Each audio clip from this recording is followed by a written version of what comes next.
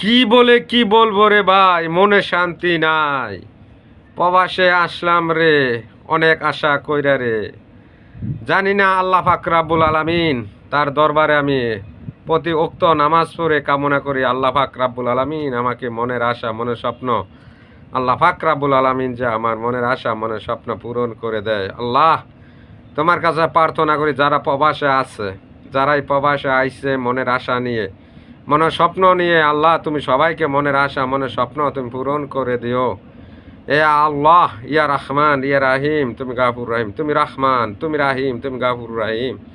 ইয়া আল্লাহ, তোমার কাছে ধন সম্পদের অভাব নাই। আল্লাহ, এই প্রবাসীদের ভাইদেরকে সবাইকে মনের আশা মনের স্বপ্ন তুমি পূরণ করে দিও। ইয়া আল্লাহ, ইয়া রহমান ইয়া রাহিম আল গাফুর রাহিম। যদি আমার ভিডিওটা ভালো ভালো লাগে তো সবাই একটি লাইক একটি কমেন্ট করে যাবেন, এবং কি আমাকে যদি ভালো লাগে, যদি ভালোবেসে থাকেন তো সবাই একটি ভিডিওতে লাইক করে যাবেন। ইনশাল্লাহ আজকে কিছু গুরুত্বপূর্ণ কথা বলবো, যেই গুরুত্বপূর্ণ কথাগুলো আপনাকেও অবশ্য আমার কথাগুলো শুনলে আপনাকেও আল্লাহ পাক রাব্বুল আলামিন জ্ঞান বাড়িয়ে দিবে। অবশ্য সেই কথাগুলো আমি চেষ্টা করব বলার জন্য। এই আলহামদুলিল্লাহ আলহামদুলিল্লাহ, আল্লাহ পাক রাব্বুল আলামিন, আল্লাহর নামে শুরু করছি। আল্লাহ ধন সম্পদের মালিক। ইয়া আল্লাহ, আল্লাহ হচ্ছে ধন সম্পদের মালিক। ইয়া আল্লাহ, ইয়া আল্লাহ, ইয়া রহমান ইয়া রাহিম আল গাফুর রাহিম। এ আল্লাহ, এই দুনিয়ার মালিক আল্লাহ, তুমি পরকালের মালিক রে আল্লাহ। আমি কিছু গুরুত্বপূর্ণ কথা বলার তৌফিক আল্লাহ তুমি দিও। আমরা হলাম রাসূলের উম্মত, এক রাসূলের উম্মত হযরত মুহাম্মদ সাল্লাল্লাহু আলাইহি ওয়াসাল্লাম তার উম্মত, এবং এক আল্লাহ বিশ্বাসী আমাদের এক নবী, আলহামদুলিল্লাহ এক নবী হযরত মুহাম্মদ সাল্লাল্লাহু আলাইহি ওয়াসাল্লাম। এক আমাদের আল্লাহ তার সৃষ্টিকর্তায় এই দুনিয়ায় আমরা আইছি, এবং কি এক নবীর উম্মত হয়ে আমরা এই দুনিয়ায় আসছি। তো যাক আলহামদুলিল্লাহ, যে গুরুত্বপূর্ণ কথা বলার নিয়ত করেছে আল্লাহ পাক রাব্বুল আলামিন আমাকে সেই তৌফিক দেখ। আমি গুরুত্বপূর্ণ কথা বলতেছি। যদি ভিডিওটা ভালো লেগে থাকে অবশ্যই আমার ভিডিওটা একটি লাইক একটি শেয়ার একটি মূল্যবান কমেন্ট করে যাবেন। আমি এক গুনাহগার পাপী বান্দা, এই দুনিয়াতে যেদিন থেকে আসছি আমি একটা নিষ্পাপ শিশু, এখন দিনের দিন বড় হয়েছি আর পাপ করতেছি। আল্লাহ, মৃত্যুর আগে তোমার কালিমা না পড়ায়া আল্লাহ তুমি মৃত্যু দিও না। এ আল্লাহ, আমার এক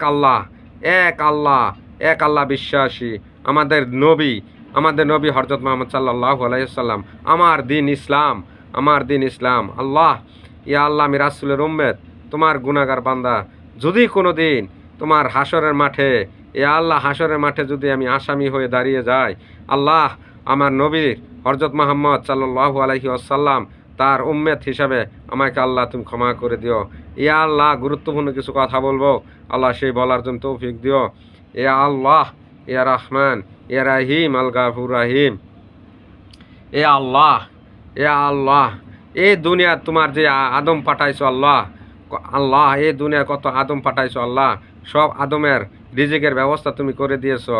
এই জন্য এই দুনিয়ায় কেন রে আল্লাহ, তোমার এই পাপী বান্দা, গুনাহগার পাপী বান্দা সুদ খায়, ঘুষ খায়, হারাম খায়, কেন অসৎ পথে চলে। ইয়া আল্লাহ, তোমার এই পাপী বান্দাকে আল্লাহ তুমি কিভাবে মাফ করবে আল্লাহ আমি জানি না। আমার রাসূল হযরত মুহাম্মদ সাল্লাল্লাহু আলাইহি ওয়াসাল্লাম তার উম্মত হইয়া আমরা এত গুনাহ করছি রে আল্লাহ, তুমি মাফ করে দিও রে আল্লাহ, তুমি মাফ করে দিও।